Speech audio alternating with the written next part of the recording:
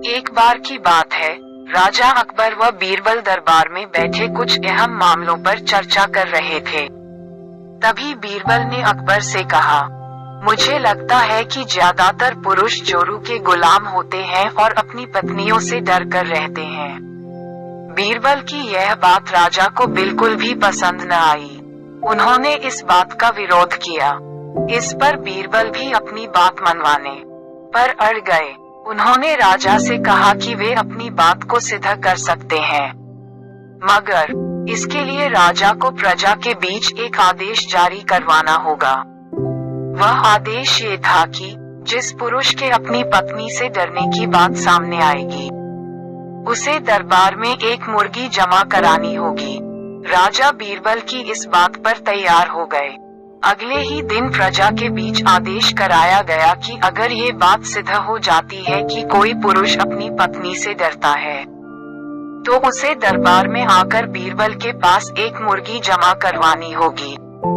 फिर क्या था, देखते ही देखते बीरबल के पास ढेरों मुर्गियां इकट्ठा हो गईं और सैकड़ों मुर्गियां महल के बगीचे में घूमने लगीं। अब बीरबल राजा के पास पहुँचे और बोले, महाराज, महल में इतनी मुर्गियां इकट्ठा हो गई हैं कि आप एक मुर्गी खाना खोल सकते हैं, इसलिए अब आप इस आदेश को वापस ले सकते हैं।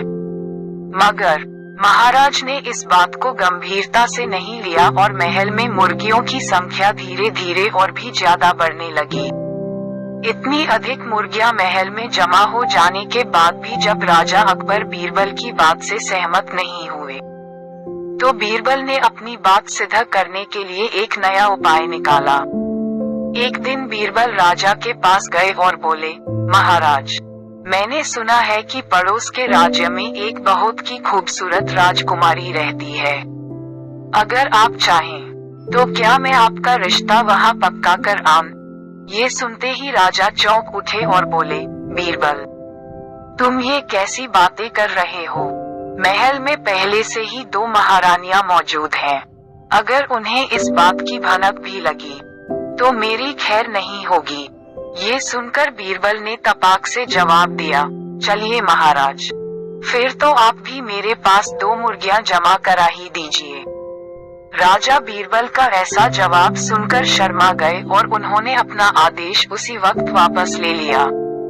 कहानी से सीख, अकबर बीरबल की इस कहानी से हमें ये शिक्षा मिलती है कि बातों की चतुराई से हम किसी भी बात को मनवा सकते हैं। जरूरत है तो बस बीरबल की तरह चतुराई से अपना पक्ष रख